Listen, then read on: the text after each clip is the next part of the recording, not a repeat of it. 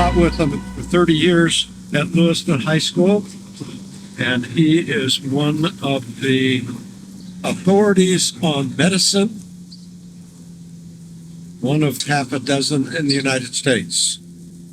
This is the smattering of what he does. He has a chest, and this is his traveling small chest, and he's got large chests that replicate the chests that Lewis and Clark had on their journey. John builds them himself out of beautiful wood. He's an expert in woodworking and cabinet making, and then he fills them all up. And if you go to any museum, you will see John's medical chests, because he supplied half a dozen, John? Dozen? 27. 27 museums have been supplied by John, and all information and everything he's going to be telling you today. I'd like to introduce a good friend of mine, traveling partner, John Fisher. I'm going to start over in where the expedition was in Montana. They came over Lolo Pass, and they were, as most of you know, they were hungry. There was not a lot of food in Montana, and they had problems with their skin. They had eruptions. Their clothes were rotting. It was really a hungry trip across Lolo Pass. When they got up there, they camped out at Packer Meadows on Lolo Pass, and it was pointed out to them that the Indians, when they harvested camas up there, or when they passed over that area, they would strip the pine trees for the bark. Both the Indians and the horses ate that, and something else they ate was this black lichen that hangs from the trees. It's commonly called old man's beard, and they didn't get to eat this, but hopefully I'm going to make some next week, and I'll have a chance to try it, see how bad it was. It was not particularly tasty, I understand. Now, pounded salmon will last for years. I have some that's 20 years old. It's just like I made it.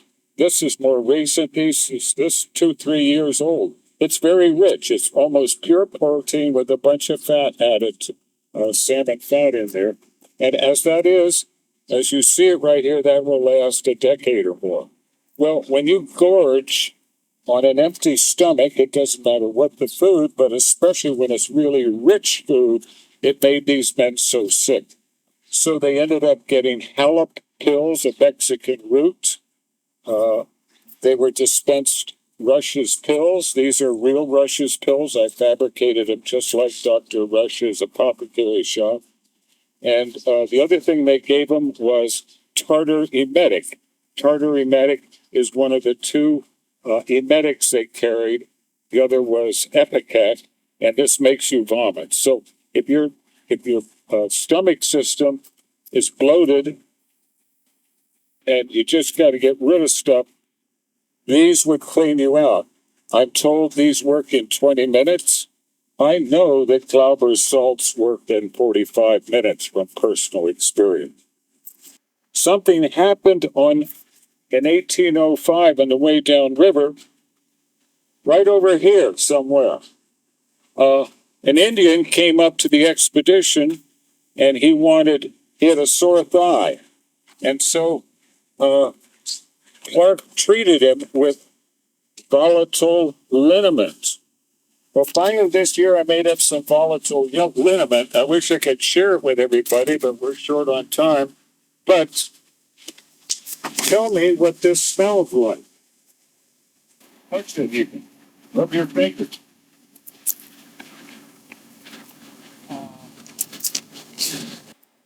Bengay.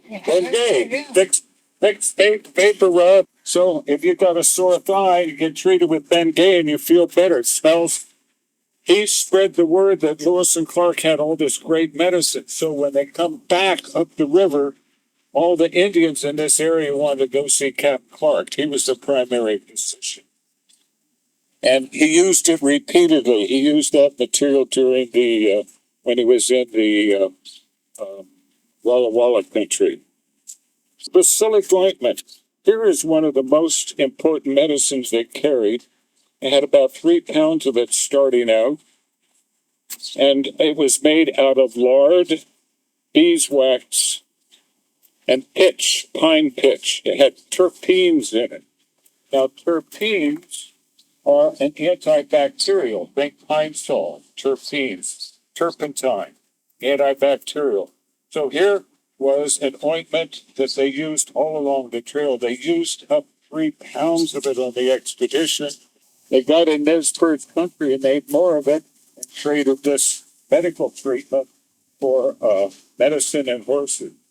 Very effective. Think tiger balm or bag balm. In the Walla Walla areas, they're going downstream.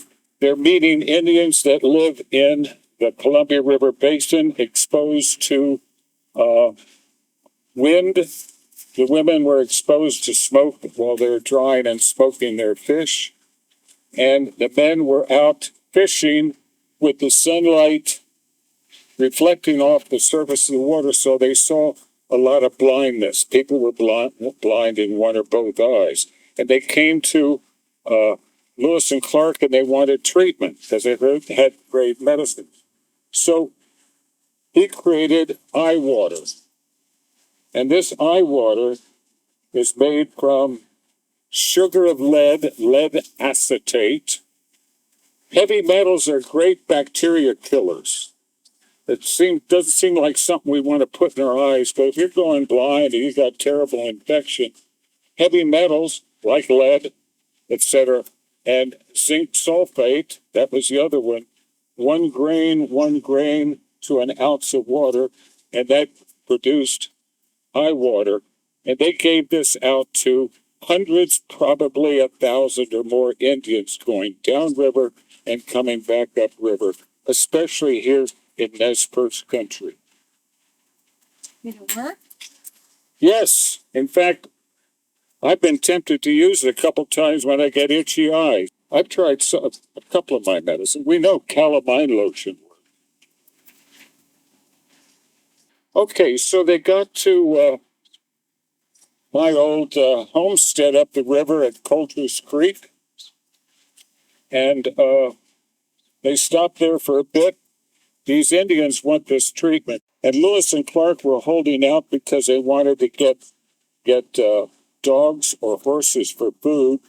And finally, there was a woman that had this big abscess in the middle of her back, and they said, "Well, if you bring us a horse tomorrow, we'll treat her." So they lanced the abscess. They gave her flowers of sulfur and cream of tartar, and that was a mild laxative. They figured if somebody is got sickness, there's poison in their body, so flush it out with a mild laxative or a really powerful laxative. The Indians, when they traded, they usually did not trade their best horses. So Lewis and Clark got the ones that were often injured, and the Indians had very rough saddles. The reason they had a lot of horses is because once a horse got a bad back, they just trade to one of the other horses. So they would trade their lesser quality horses, and in some cases they traded for stallions. Well, it was the springtime on the return, and the stallions were getting a little bit randy. They get near a mare in heat, and they're really hard to handle. So Juilliard, the main hunter of the expedition, castrated Lewis's stallion. Well, it didn't work out very well. He got infected, and Lewis made up a decoction, which is a tea of elderberry stems and leaves. This is the elderberry. It's in blossom right now, up country. It's past blossoming here in the valley. And that's an example of a medicine that Lewis learned from his mother, who was an herbal doctor. Also at Long Camp, they waited about a month and a half until the snows melted so they could get over Lolo Pass. And at that time, Pomp was teething. And Pomp got this infection, probably in one of the lymph glands or salivary glands in his neck. And Lewis treated him a number of different ways. Naturally, you want to get the poisons out of the body, so he ended up getting a Clyster. This is an enema syringe. Flush out the body. He also got flowers of sulfur and pulverized cream of tartar, which is a mild laxative. One or the other helped clean him out. The other thing he got was basilic ointment around and over his swelling. And another thing they had, and here's something he picked up from his mother, I'm sure, was a poultice of wild onions. There are lots and lots of wild onions up along the Clearwater River around Kamei and Kuski. I have seen bundles of them, and I picked up about this many about a month ago, dried them off, and this is what the wild onions look like up the Clearwater River. Onions anywhere in the world, that's that genus, edible. They make bland food taste better. And what they would do is they boil them, they mash them up, and they put them right over the injury or the leg, whatever happened to be injured. Misconceptions that people have is they assume because they used a lot of herbal medicines that they learned it from the Indians. In fact, they used local medicines that were the same they had learned about back east. Like wild onions here are different than wild onions back east. They're different species, same genus, same effects. They've got a antibacterial, they're carminative, they settle the stomach, they make things taste better. But there is one thing that Sacagawea actually provided medicinally for the expedition. And that was Western Sweet Cicely or Cicely. I'm not sure how you pronounce it. I think it's Western Sweet Cicely. This is extremely powerful anise and fennel flavoring. The roots, the stems, the seeds, the flowers. I picked a bundle about this big, put it in my house shop, 4,000 square feet of house up the river. And the whole house smelled of licorice for days and days. It's extremely powerful stuff.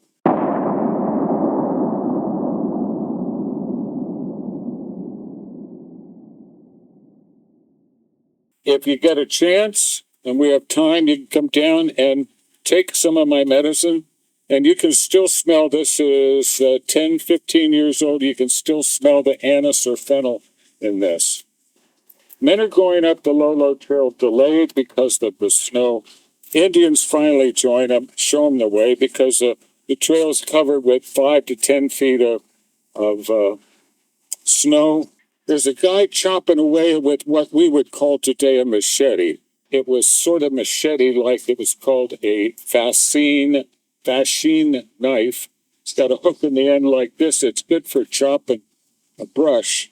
And he ended up putting one, well, if it was right-handed, he probably ended up putting it in his thigh. So what did Lewis do? He didn't have any herbal medicine from home, so he used what he had available. And on the expedition, they had purchased and traded from the Indians at Kamei a whole bunch of biscuit root. This is biscuit root. First root that comes out in late February, early March. It tastes like a biscuit. You can eat it straight, raw. You can dry it. It'll last for decades like this. But he also used it as a medicine, thinking, put this biscuit over this injury and it'll draw out the poisons because it got infected. Turned out it didn't work. It wouldn't work. There's nothing here that's antibacterial or effective, but it's good for eating but this is so valuable, it took so much work to eat. I won't let you eat it, and I certainly won't eat it either.